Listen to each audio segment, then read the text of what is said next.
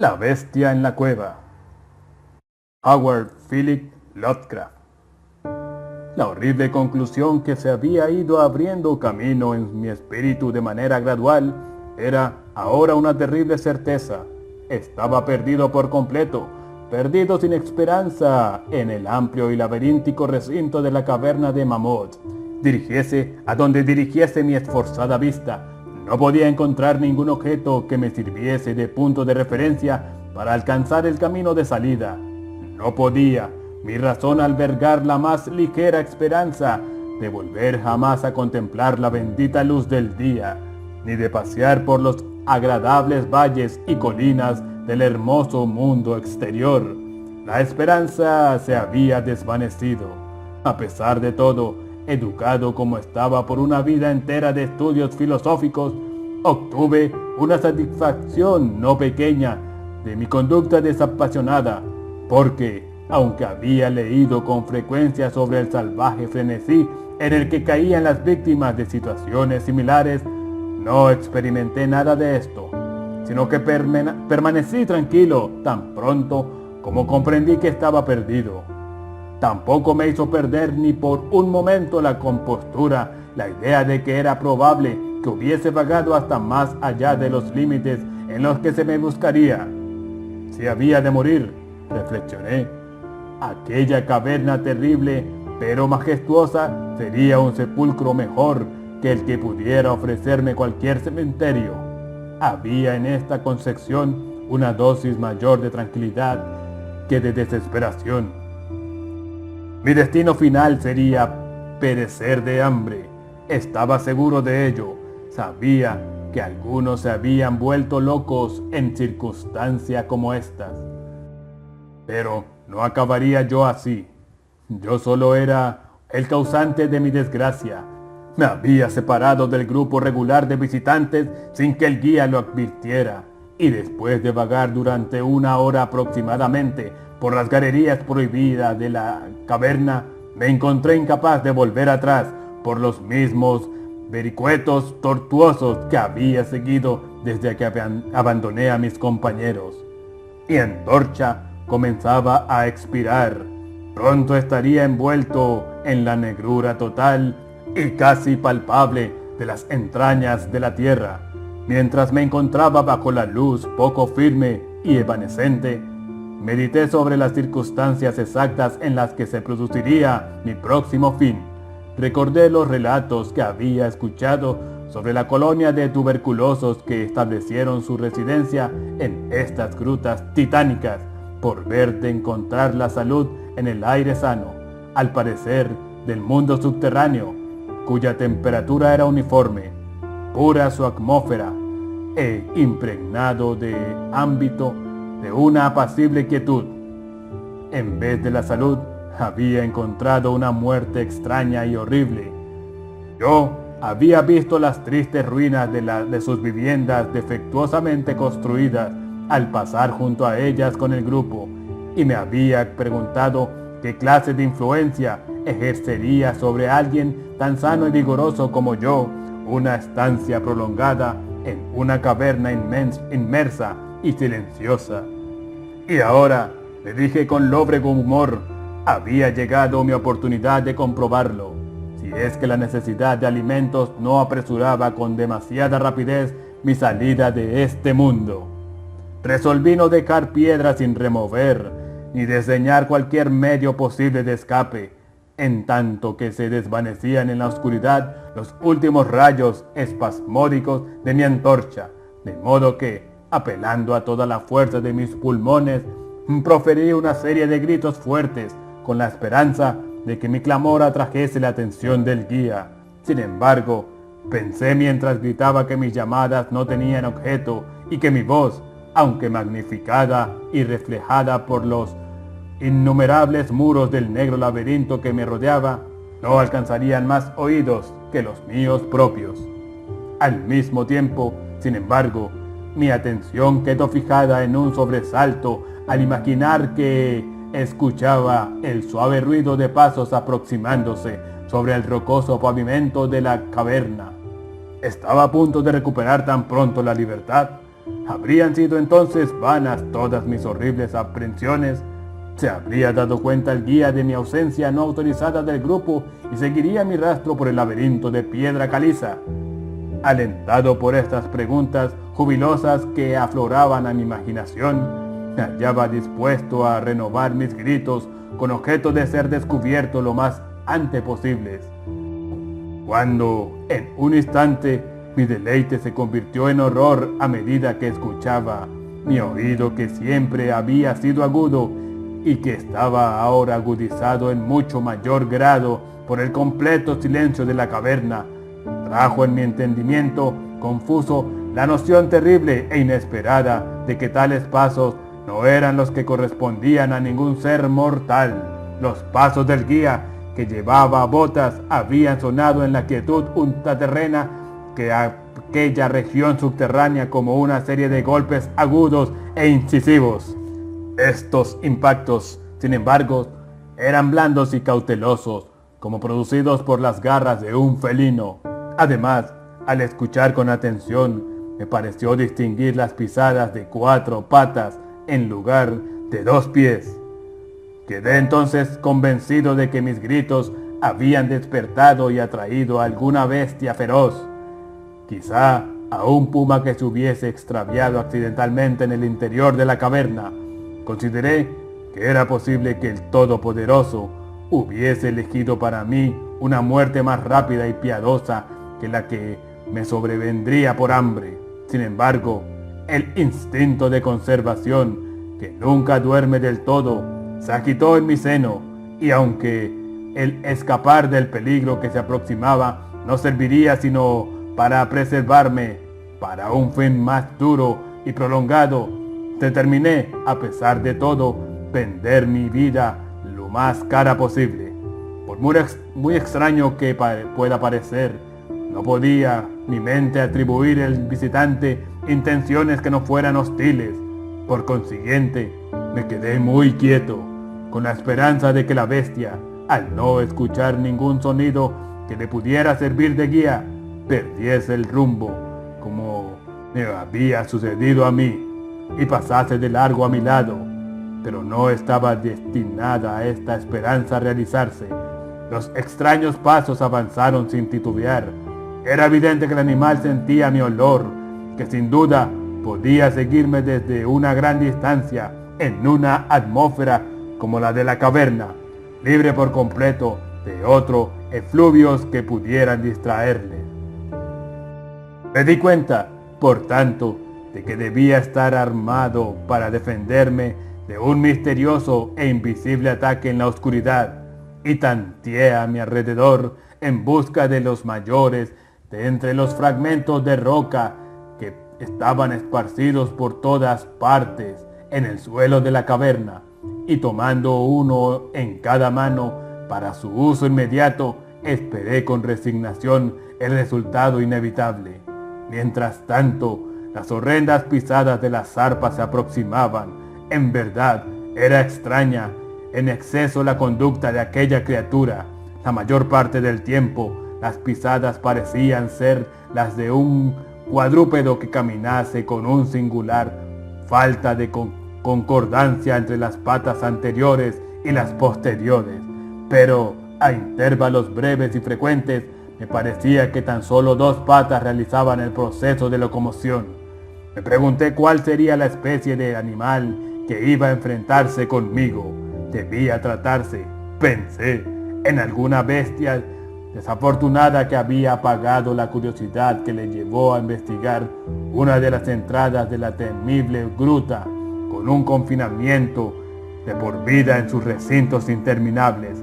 Sin duda, le servirían de alimento los peces ciegos, murciélagos y ratas de la caverna, así como algunos de los peces ordinarios que son arrastrados a su interior en cada crecida del río verde, que comunica en cierta manera oculta con las aguas subterráneas. Ocupé mi terrible vigilia con grotescas conjeturas sobre las alteraciones que podía haber producido la vida en la caverna sobre la estructura física del animal. Recordaba la terrible apariencia que atribuía la tradición local a los tuberculosos que allí morían tras una larga residencia en sus profundidades. Entonces recordé con sobresalto que, aunque llegase a abatir a mi antagonista, nunca contemplaría su forma, ya que a mi antorcha se había extinguido hacía tiempo y yo estaba por completo desprovisto de fósforos. La tensión de mi mente se hizo entonces tremenda. Mi fantasía dislocada hizo surgir formas terribles y terroríficas de la siniestra oscuridad que me rodeaba y que parecía verdaderamente apretarse en torno a mi cuerpo. Las temibles pisadas estaban cada vez más cerca, cada vez más cerca.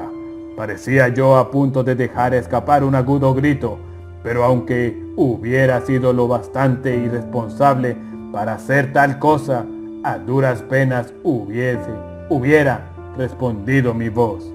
Estaba petrificado, enraizado al lugar en que me encontraba. Dudaba de que pudiera mi mano derecha lanzar el proyectil a la cosa que se acercaba cuando llegase el momento crucial. Ahora el decidido pat, pat de las pisadas estaba casi al alcance de la mano, luego muy cerca. Podía escuchar la trabajosa respiración del animal y, aunque estaba paralizado por el terror, comprendí que debía haber recorrido una distancia considerable y que estaba correspondientemente fatigado. De pronto se rompió el hechizo. Mi mano, que mi sentido del oído, siempre digno de confianza, guiaba, lanzó con todas sus fuerzas el trozo de piedra caliza de agudos ángulos que sostenía hacia el punto de la oscuridad del que emanaban las pisadas y la respiración. Y es maravilloso de contar, casi alcanzó su objetivo. Escuché cómo la cosa saltaba y volvía a caer a cierta distancia. Allí pareció detenerse. Después de reajustar la puntería, descargué el segundo proyectil con mayor efectividad esta vez. Escuché caer a la criatura, vencida por completo, y permaneció yacente e inmóvil, casi agobiado por el alivio que me invadió. Me apoyé en la pared. La respiración de la bestia se seguía oyendo en forma de jadeantes y pesadas inhalaciones y exhalaciones. Deduje de ello que no había hecho más que herirla, y entonces perdí todo deseo de examinarla. Al fin, un miedo supersticioso, irracional, se había manifestado en mi cerebro, y no me acerqué al cuerpo, ni continué arrojándole piedras para contemplar la extinción de su vida. En lugar de esto, corrí a toda velocidad en lo que era, tan aproximadamente como pude juzgarlo en mi condición de frenesí, la dirección por la que había llegado hasta allí. De pronto, escuché un sonido, o más bien, una sucesión regular de sonidos. Al momento siguiente, se habían convertido en una serie de agudos chasquidos metálicos. Esta vez no había duda, era el guía. Entonces grité, aullé, reí incluso de alegría al contemplar en el techo abovedado el débil fulgor que sabía era la luz reflejada de una antorcha que se acercaba.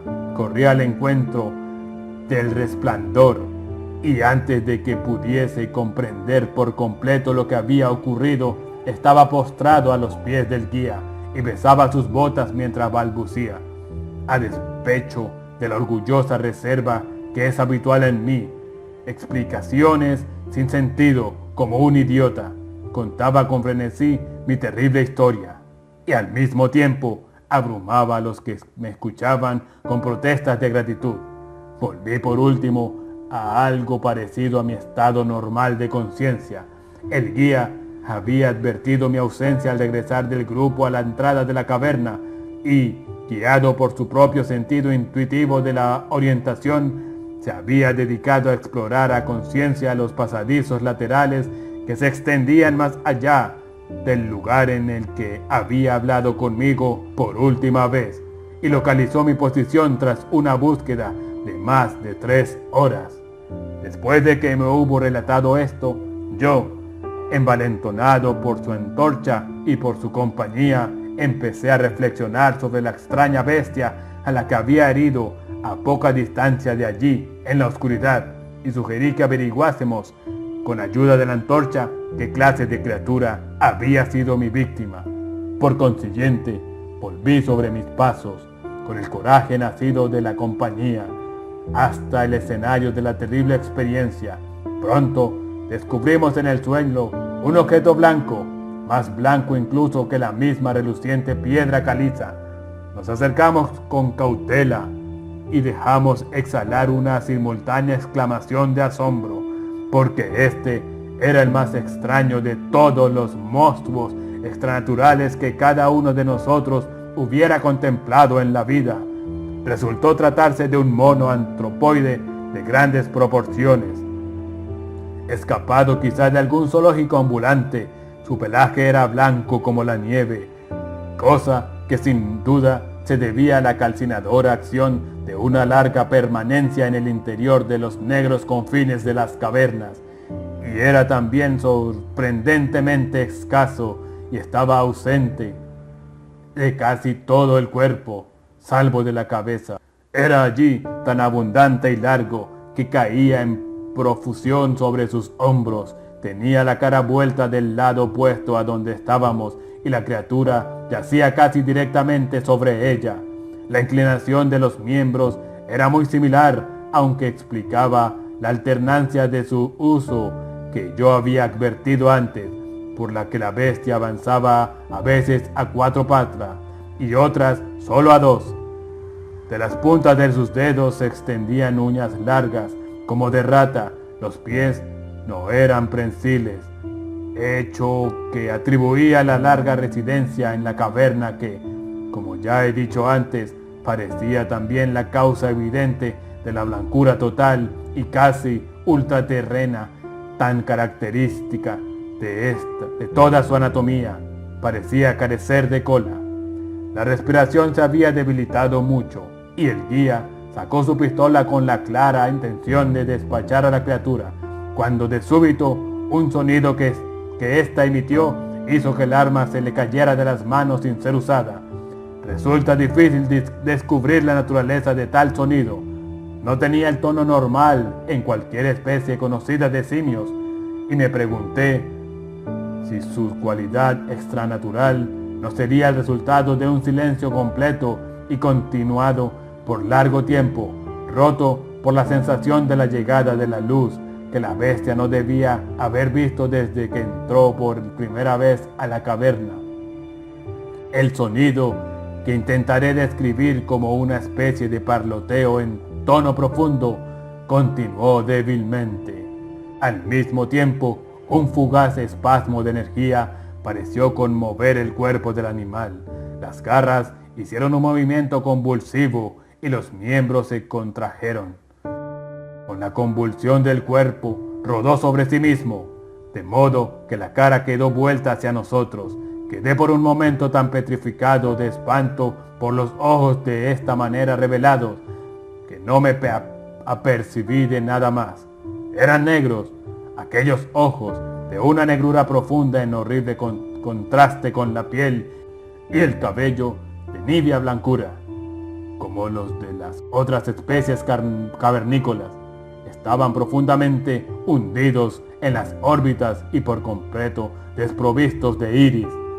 Cuando miré con mayor atención, vi que estaban enclavados en un rostro menos pragmático que el de los monos corrientes e infinitamente menos velludo. La nariz era prominente.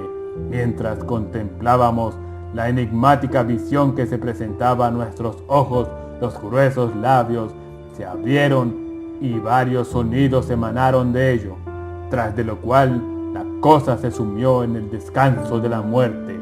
El guía se aferró a la manga de mi chaqueta y tembló con tal violencia que la luz se estremeció convulsivamente, proyectando en la pared fantasmagóricas sombras en movimiento.